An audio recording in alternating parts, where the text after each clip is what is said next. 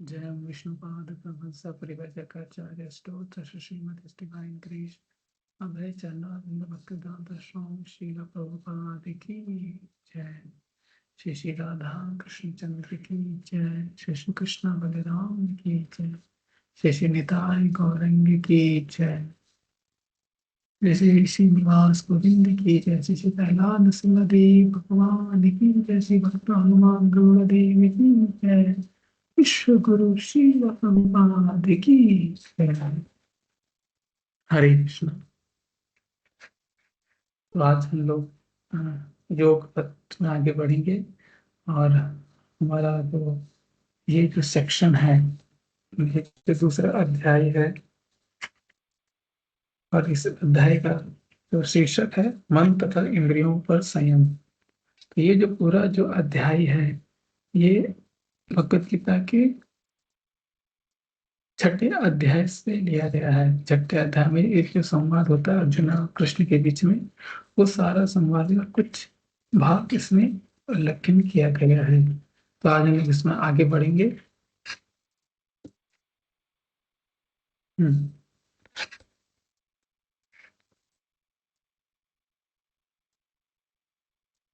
लोग कभी यह विचार नहीं करते कि वे व्यर्थ ही कठिन श्रम कर रहे हैं।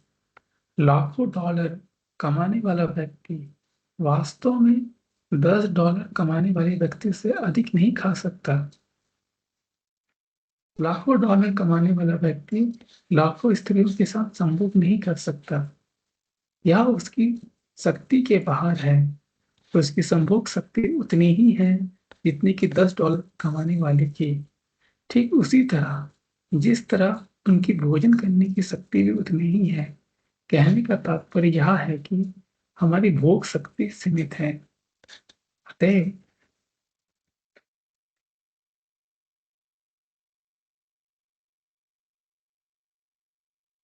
अतः मनुष्य को यह सोचना चाहिए कि मेरा भोग उतना ही है जितना कि नित्य $10 कमाने वाला व्यक्ति का। तो फिर मैं लाखों डॉलर कमाने के लिए इतना कठोर श्रम क्यों कर रहा हूँ? मैं अपनी शक्ति का अपव्यय क्यों कर रहा हूँ? मुझे अपना समय तथा शक्ति ईश्वर को समझने में लगानी चाहिए। यही जीवन का उद्देश्य है। यदि किसी मनुष्य का कोई आर्थिक समस्या ना हो तो उसके पास कृष्ण भावना में समझने के लिए पर्याप्त समय होता है।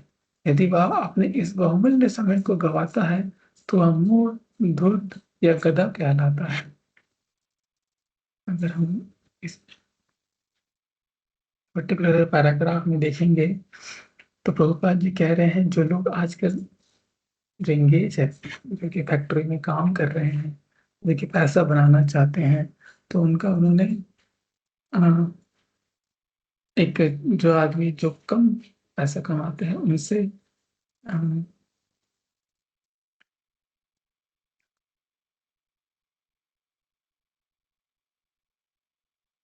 उनसे डिफरेंस उनके डिफरेंसेस के बारे में बताया है कि क्या कोई अंतर होता है कि कुछ होता ही नहीं।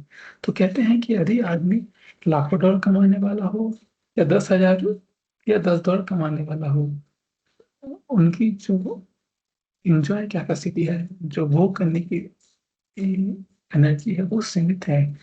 तो प्रभुपाद जी 2-3 एग्जाम्पल देते हैं। जैसे भोजन करने की शक्ति, जो $10 कमाता है वो भी 2 चपाती खाता है। जो लाखों डॉलर कमाता है वो 2 या 3 चपाती खाएगा, उससे ज्यादा नहीं खा सकता है, क्योंकि यही वो हर एक जीव का सीमित है। ये हमारे अंदर भोग करने की इच्छाएं तो रहती है, तो भगवान ने उसको सबको सीमित करके रखा है। ये बताना चाहते हैं। तो फिर अगर भोग करने की जो शक्ति है अगर वो सीमित है, तो मैं व्यर्थ में इतना पैसा क्यों कमा रहा हूँ? इतना कठोर श्रम क्यों कर रहा हूँ? एक गोपाल जी पूछते हैं कि लोगों को लगता है कि मैं ज्यादा कमाऊंगा तो मैं ज्यादा एंजॉय करूंगा, पर पैसा होता नहीं है। एंजॉय तो वो उतना ही कर पाता है जितना उसके सामर्थ्य में होता है और जितना उसके शरीर अलाउ करता है। लोग बात कहते हैं कि इस तरह का अपव्यय क्यों करना है, अपना समय क्यों व्यर्थ करना है? इस तरह का पैसे में जब मैं उसको यूज ही ना कर पाऊँ अपने लिए पूरी तरह से, तो अगर उसी उसी समय को, उसी शक्ति को अगर मैं ईश्वर को समझने में लगा दूं, तो वो जीवन का उद्देश्य हो जाएगा। तो रोबर्ट लास्ट में लिखते हैं, यदि किसी मनुष्य को कोई आर्थिक समस्या ना हो तो उसके पास कृष्ण भावना को समझने के लिए पर्याप्त समय होता है। यदि वह अपने इस बहुमूल्य समय को गवाता है, वह मूढ़, धूर्त या गधा कहलाता है। तो जो भी आदमी इस समय को व्यर्थ करता है तो उसे गधा कहते हैं, गधा कहलाता है वो। आगे बढ़ते हैं। उपर्युक्त श्लोक के अनुसार जब कोई व्यक्ति सारी भौतिक इच्छाओं का परित्याग कर देता है, तब यह कहा जाता है कि वह योगारूढ़ है। एक बार पूरी तरह योगारूढ़ हो जाने पर संतुष्ट हो जाते हैं, तब हमें भौतिक इच्छाओं की चाह नहीं रह जाती है। तब हम इंद्रिय तृप्ति के लिए कार्य नहीं करते हैं अथवा सकाम कर्म में नहीं लगते। जब हम सकाम कर्म की बात करते हैं तो हम इंद्रिय तृप्ति हेतु किए गए कार्यों का संकेत करते हैं, अर्थात हम अपनी इंद्रियों को तृप्त करने हेतु धन कमाते हैं। यदि कोई पुण्य आत्मा है तो वह पुण्य कर्मों में लग जाता है, वह दान देता है, अस्पताल, स्कूल आदि खोलता है। यद्यपि ये निश्चित रूप से पुण्य कर्म है, किंतु अंततोगत्वा ये इंद्रिय तृप्ति के निमित्त होते हैं। ऐसा क्यों? दान देना इंद्रिय तृप्ति का कारण कैसे बनता है? उदाहरणार्थ, यदि मैं किसी शैक्षिक यदि मैं किसी शैक्षिक संस्थान को दान दूं, तो मुझे उत्तम शैक्षिक शैक्षिक सुविधाएं प्राप्त होगी और मैं अपने अगले जीवन में अत्यधिक शिक्षित होऊंगा। इसी तरह शिक्षित होकर मैं अच्छा पद पाऊंगा और प्रचुर धन अर्जित करूंगा। तब मैं इस धन का उपयोग किस तरह करूंगा? इंद्रिय तृप्ति के लिए। इस तरह इंद्रिय पुण्य कर्मों तथा सकाम कर्मों का एक चक्र चलता रहता है। इस पैराग्राफ में प्रभुपाद जी बताना चाहते हैं,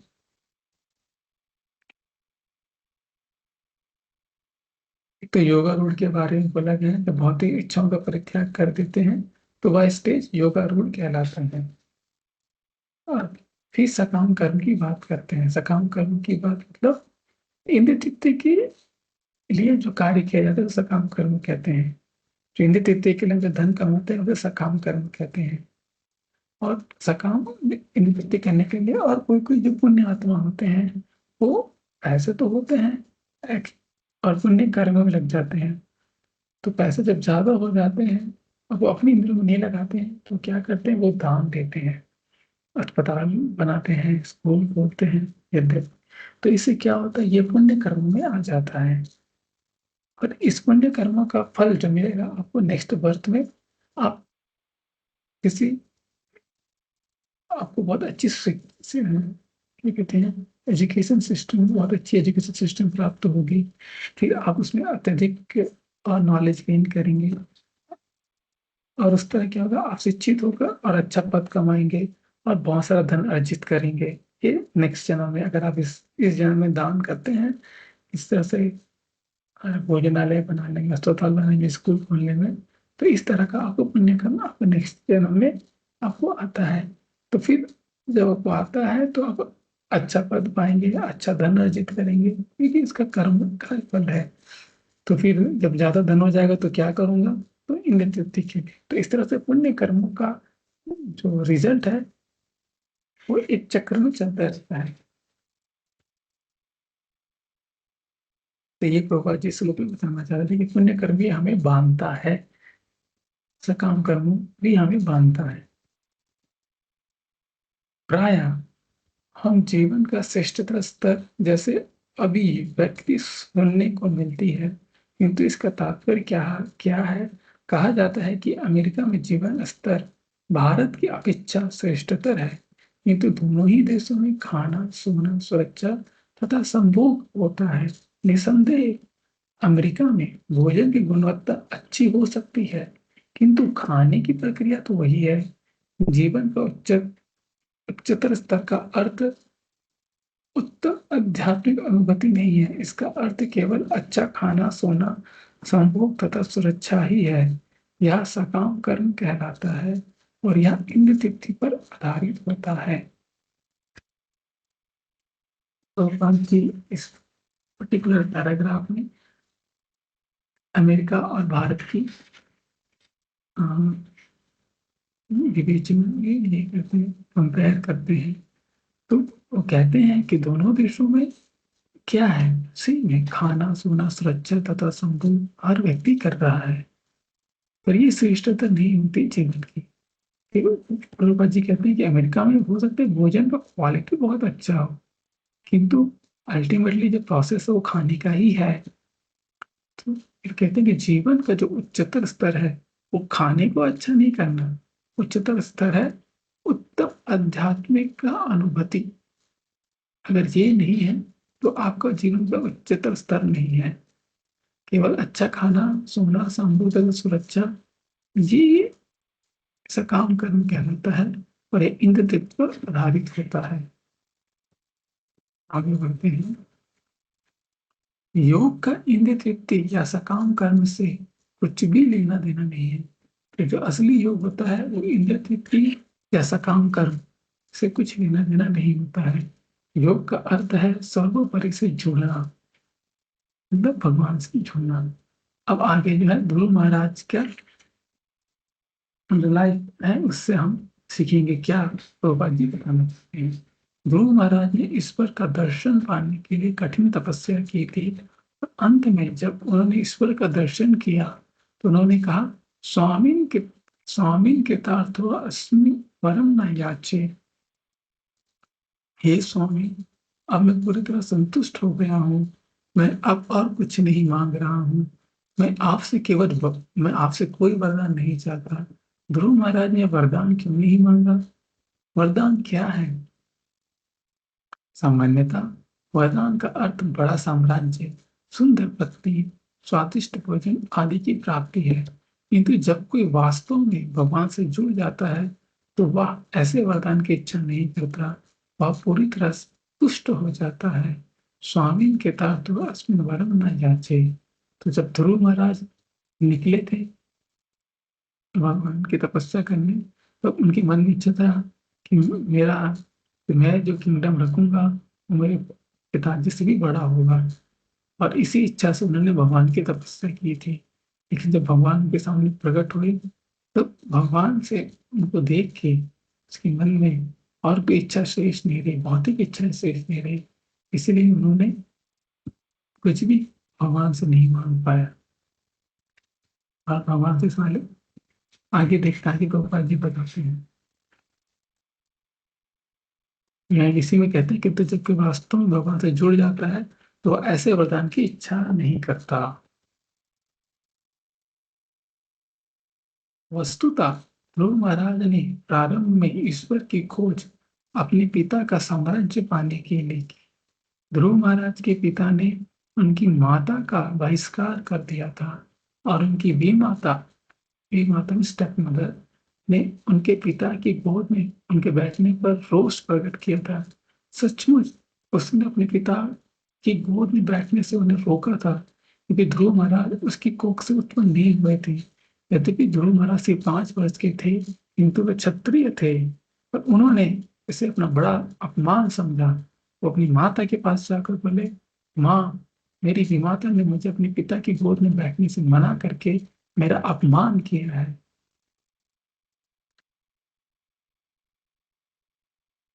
ध्रुव महाराज सिसक सिसक कर रोने लगे और उनकी माता ने कहा, बेटा मैं क्या कर सकती हूँ, तुम्हारे पिता तुम्हारी विमाता को मुझसे अधिक चाहते हैं, मैं कुछ नहीं कर सकती। तब ध्रुव महाराज बोले, किंतु मैं अपने पिता का साम्राज्य चाहता हूँ, मुझे बताइए कि मैं उसे कैसे प्राप्त कर सकता हूँ। उनकी माता ने कहा, बेटे, यदि भगवान श्री कृष्ण अर्थात परमेश्वर तुम्हें आशीर्वाद दे तो तुम उसे प्राप्त कर सकते हो। ध्रुव महाराज ने पूछा, ईश्वर कहाँ है? उनकी माता ने कहा, ओ, कहते हैं कि ईश्वर जंगलों में होते हैं। बड़े बड़े ऋषि मुनि ईश्वर की खोज करने जंगलों में जाते हैं।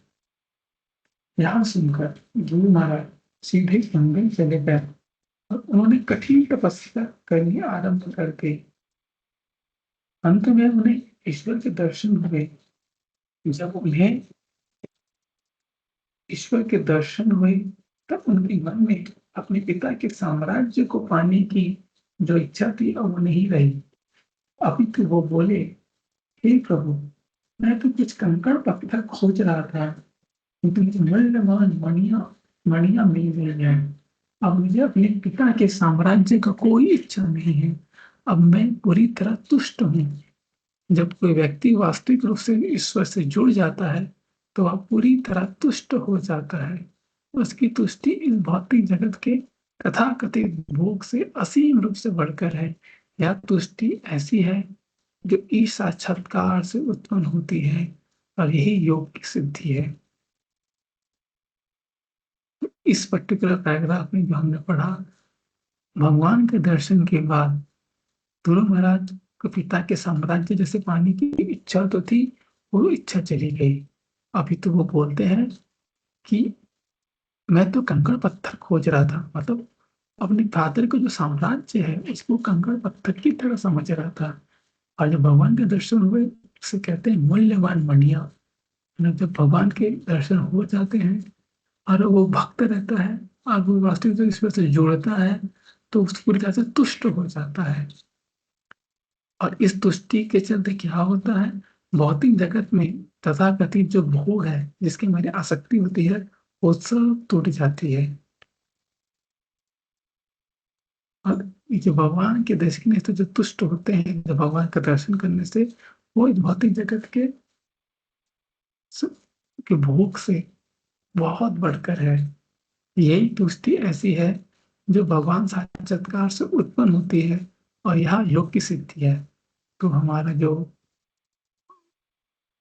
जो ये पुस्तक का जो शीर्षक है, योग पद्धति योग सिद्धि, तो यही है, भगवान के साक्षात्कार करने से जो हमें आनंद मिलता है, जो जो खुशी उत्पन्न होती है, जो तुष्टि उत्पन्न होती है, वही योग सिद्धि है।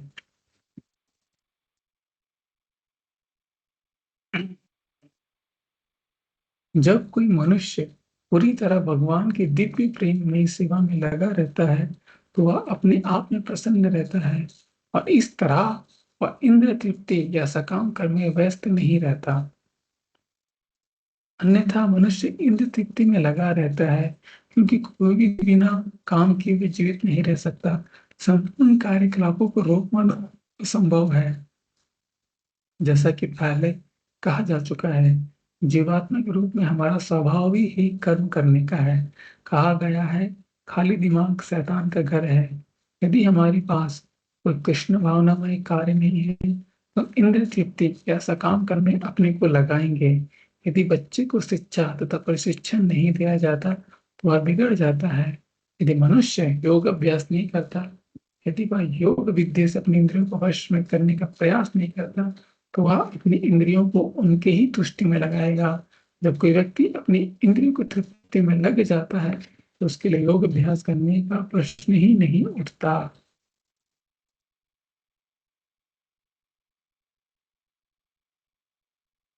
तो इस पर्टिकुलर पैराग्राफ द्रौपद जी कहते हैं, जब मनुष्य भगवान के दिव्य प्रेम में इसमें लग जाता है, जब डिवोशनल सर्विस में इंगेज हो जाता है, तो वह अपने आप में प्रसन्न रहता है। पहले जो लोग हैं, वो पहले इंद्र तृप्ति करके ऐसा काम करने लग के खुश होना चाहता है, परंतु जब वो भगवान का दिव्य में सेवा में लग जाता है, तो अपने आप ही अंदर से प्रसन्न होता है।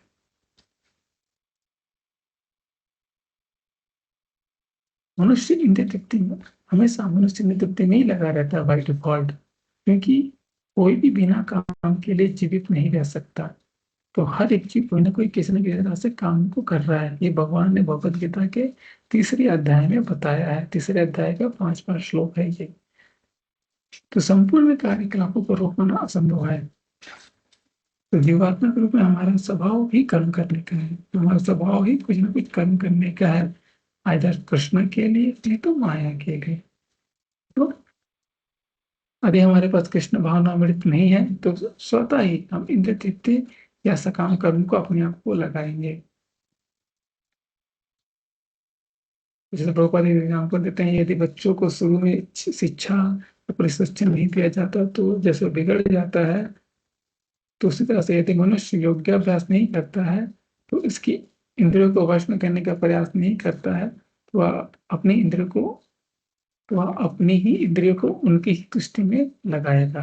तो वो अपनी इंद्रियों को उनकी तुष्टि में लगाएगा, मतलब इंद्रिय अपने सेंसेस जो है, सेंस ऑब्जेक्ट के बारे में सोचेगा, विचार करेगा। और जब कोई व्यक्ति अपनी इंद्रियों की तृप्ति में लग जाता है, तो उसके लिए योगाभ्यास करने का प्रश्न ही नहीं उठता। तो अगर मनुष्य योगाभ्यास नहीं करता है, तो उसकी इंद्रिय स्वतः ही इंद्रिय विषयों की तरफ जाने लगता है। और जब कोई व्यक्ति इंद्रिय तृप्ति में लग जाता है, तो उसके लिए योगाभ्यास करना और भी मुश्किल हो जाता है।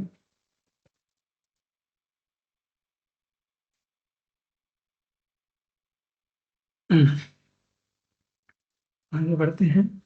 कृष्ण भावनामृत के बिना मनुष्य सदैव आत्म केंद्रित बन जाता है। यह विस्तृत रूप से स्वार्थपूर्ण कर्म की खोज में लग जाता है।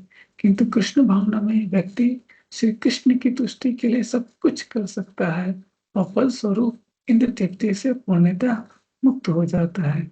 जिससे श्री कृष्ण का साक्षात्कार नहीं किया है, उसे चाहिए कि योग की सीढ़ी के शिखर पर पहुंचने के पूर्व भौतिक इच्छा से दूर रहने का यंत्रवत बारंबार प्रयास करे।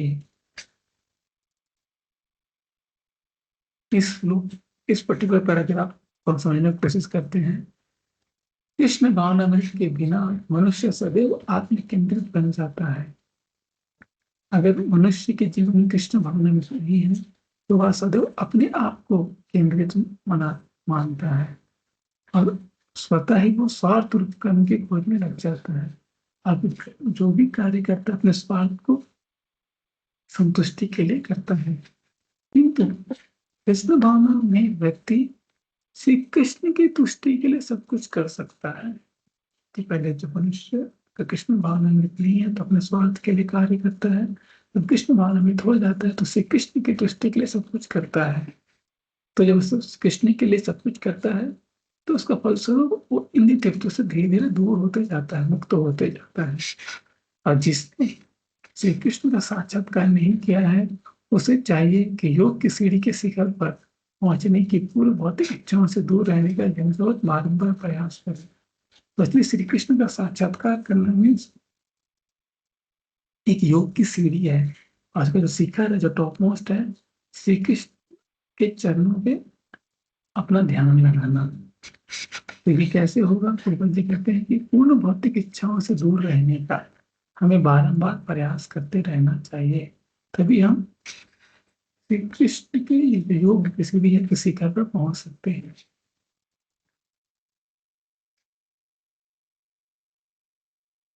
अब इस सीढ़ी के बारे में जानते हैं प्रभुपाद जी क्या कहना चाहते हैं। योग प्रकृति की तुलना एक सीढ़ी के साथ की जा सकती है। वो योग सीढ़ी के 5वें सोपान पर हो सकता है, अन्य योगी 50वें सोपान पर, मतलब 50वें स्टेप्स में, और अन्य कोई 500 सोपान पर हो सकता है। निस्संदेह उद्देश्य तो शिखर पर पहुंचना होता है। यद्यपि संपूर्ण सीढ़ी का योग पद्धति कहा जा सकता है, किंतु जो 5वें स्टेप्स पर होता है, वह अपने से ऊपर वाले की बराबरी पर नहीं होता। श्रीमद् भगवद गीता में श्री कृष्ण ने कई प्रकार की योग पद्धति बताई है। कर्म योग, ज्ञान योग, ध्यान योग तथा भक्ति योग। ये सारी योग पद्धतियां ईश्वर यानी श्री कृष्ण से वैसे ही जुड़ी हुई है, जिस तरह संपूर्ण सीढ़ी सबसे ऊपर जिस तरह संपूर्ण सीढ़ी सबसे ऊपरी मंजिल से जुड़ी होती है। कहने का अर्थ यह नहीं है कि योग अभ्यास करने वाले सभी सबसे ऊपरी मंजिल पर स्थित है। केवल वही सर्वोच्च मंजिल पर स्थित होता है जो पूर्णतः कृष्ण भावना भावित है। अन्य लोग योगी सीढ़ी के विभिन्न सोपान पर स्थित रहते हैं, सोपानों पर अर्थात स्टेप्स पर। मीन्स योगा लैडर की बात हो रही है। योगा में डिफरेंट स्टेप्स है, और जो सबसे हाईएस्ट है, जो भगवान के चरण कमलों पे ध्यान लगाना, देखते हैं कि जो डिफरेंट स्टेप्स है, वो कर्म योग, ज्ञान योग, ध्यान योग, भक्ति योग है। ये सारी योग पद्धतियां हैं जो भगवान श्री कृष्ण से जुड़ती है। और, सबसे जो ऊपरी मंजिल, जिस तरह संपूर्ण सीढ़ी सबसे ऊपरी मंजिल जुड़ी रहती है, तो सबसे जो ऊपरी मंजिल जुड़ी रहती है, वो वो वही है जो पूर्णतः जो भगवान कृष्ण भावना भावित है, जो पूर्णतः रूप से कृष्ण भावना भावित है। अन्य लोग सीढ़ी के अलग अलग स्टेप्स पर है। कर्म योग कहीं और है, ज्ञान योग किसी 500वें स्टेज पे है, ध्यान योग 500 स्टेज में है।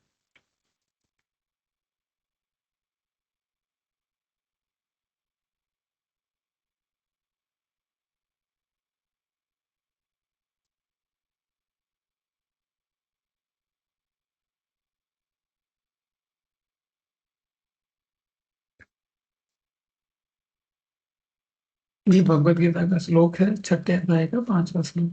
उद्धारेत्मानात्मानं नात्मानं स्वे असद्यते आत्मे बाह्यात्मनो बन्धुरात्मे विपुरात्मनः। मनुष्य को चाहिए कि वह अपने मन की सहायता से अपना उद्धार करे और अपने को नीचे न गिरने दे। यह मन बद्ध जीवी का मित्र भी है और शत्रु भी। यहाँ पे आत्मा शब्द विभिन्न परिस्थितियों के आधार पर शरीर, मन तथा आत्मा को अभिव्यक्त करता है। तो आत्मा वर्ड का मतलब सिर्फ आत्मा नहीं होता, उसका मन मतलब शरीर भी हो सकता है, मन भी हो सकता है और आत्मा भी हो सकता है। योग पद्धति में मन तथा बद्ध आत्मा का विशेष महत्व है। क्योंकि मन ही योग पद्धति का केंद्र बिंदु है, अतः इस प्रसंग में आत्मा मन का घोतक है। योग पद्धति का उद्देश्य मन को नियंत्रित करना तथा उसे इंद्र विषयों के प्रति आसक्ति से हटाना है। यहाँ पर इस बात पर बल दिया गया है कि मन को किस प्रकार प्रशिक्षित किया जाना चाहिए कि वह बद्ध जीव को अज्ञान के दलदल से उबार सके। हरे कृष्णा। आज हम इस सेशन यहाँ पे समाप्त करते हैं। नेक्स्ट क्लास में हम अष्टांग योग के बारे में पढ़ेंगे, कैसे उस तरह से आज मन को ध्यान में लगाया जा सकता है और श्री कृष्ण को पूर्णतः हम जान सकते हैं। हरे कृष्ण। जगत गुरु श्री प्रभुपाद की जय।